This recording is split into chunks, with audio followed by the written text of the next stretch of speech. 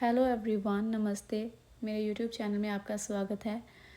आज इस वीडियो में मैं बात करने जा रही हूँ the power of now book की, आपकी शक्ति।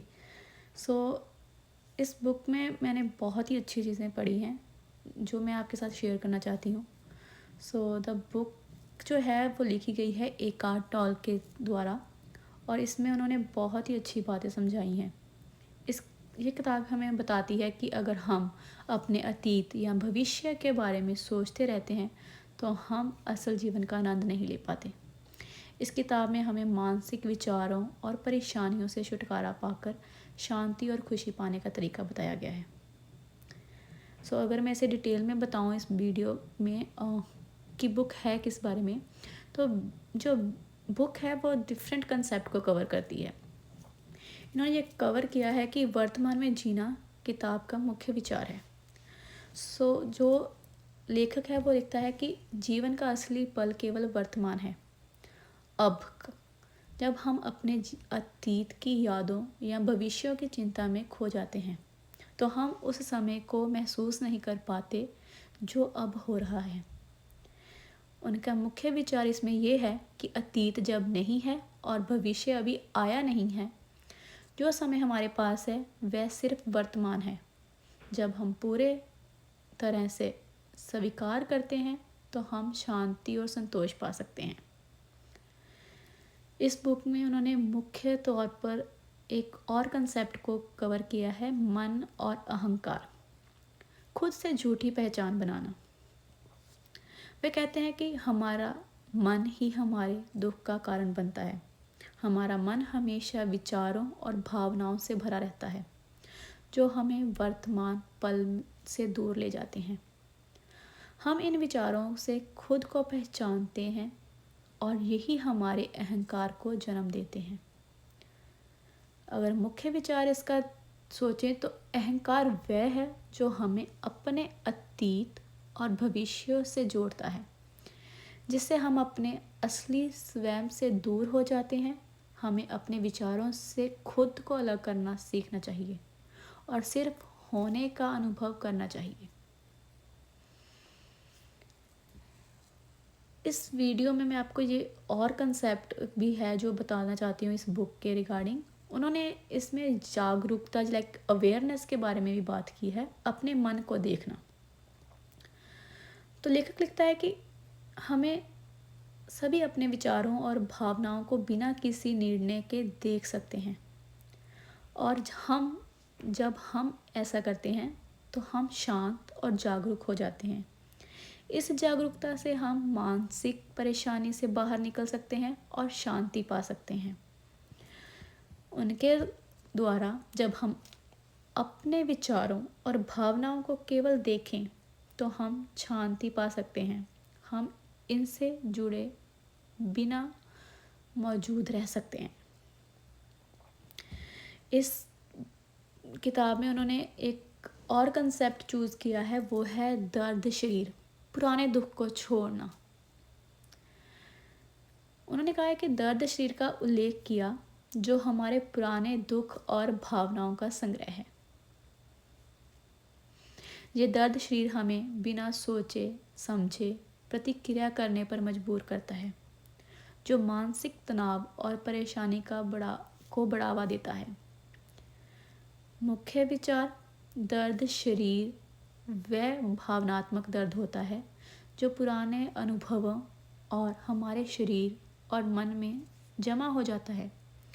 इसे पहचान कर हम इससे बाहर निकल सकते हैं और शांति पा सकते हैं। राइटर ने शांति के रास्ते के बारे में बात की है इस बुक में। स्वीकृति और समर्पण शांति का रास्ता उसने बताया है। वे बताते हैं कि हमें जीवन की परिस्थितियों को स्वीकार करना चाहिए। इसका मतलब ये नहीं है कि हम कुछ नहीं करेंगे, बल्कि इसका मतलब है कि हमें हर पल को बिना किसी विरोध के स्वीकार करना चाहिए। ये शांति और संतोष पाने का एक आसान तरीका है। जब हम जीवन की परिस्थितियों से लड़ते नहीं हैं बल्कि उन्हें स्वीकार करते हैं तो हम शांति महसूस कर सकते हैं। संपूर्ण का मतलब है जीवन के हर पल को बिना किसी तनाव के अपनाना। और वो लिखते हैं कि मानसिकता से ऊपर उठना, विचारों को अपनाना, विचारों से परे शांति अपनाना। तो इस कॉन्सेप्ट को मैं आपको समझाती हूँ कि राइटर क्या कहना चाहता है कि असली शांति तब मिलती है जब हम अपने मन के निरंतर विचारों से ऊपर उठते हैं। मानसिक विचार आते रहते हैं, लेकिन जब हम इनसे जुड़ते नहीं हैं तो हम अपनी असली शांति और आनंद को अनुभव कर सकते हैं। मानसिक विचारों से ऊपर उठने का मतलब है शांति और मौजूदा पल का अनुभव करना। जब हम केवल हैं को महसूस करते हैं तो हम जीवन का पूरा आनंद ले सकते हैं।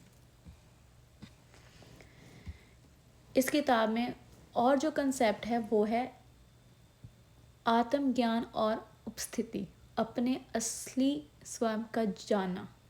आखिरकार the power of now book में हमें अपने असली स्व और जानने को महसूस करने का मार्ग दिखाना है।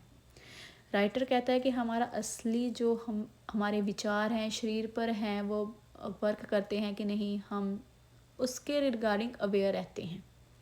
आत्मज्ञान का मतलब है कि हमें समझना है कि आप ना तो अपने विचार हैं, ना ही शरीर हैं, बल्कि आप वह चेतना है जो सब कुछ देखकर अनुभव करती हैं। यही वह शांति है जो हमें मिलती है। इसमें उन्होंने निरंतर यात्रा के बारे में बताया है।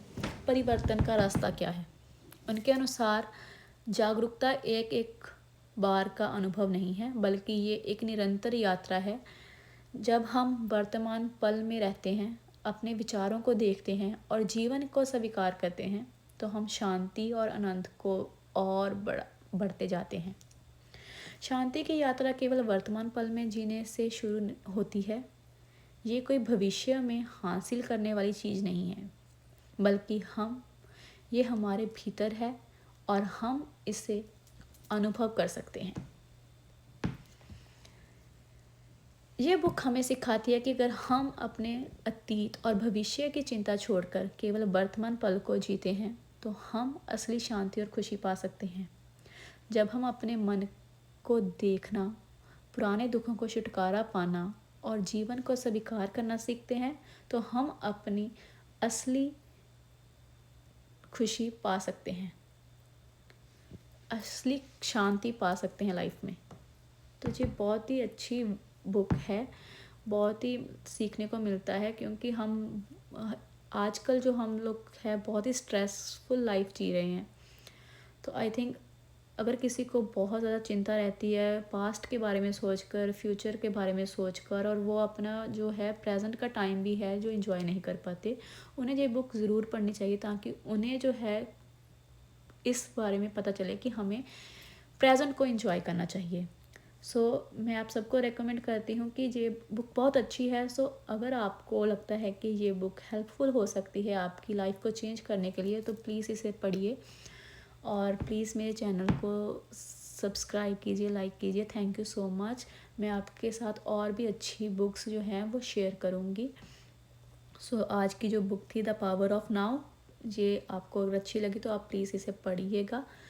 बहुत अच्छी बुक है। Thank you.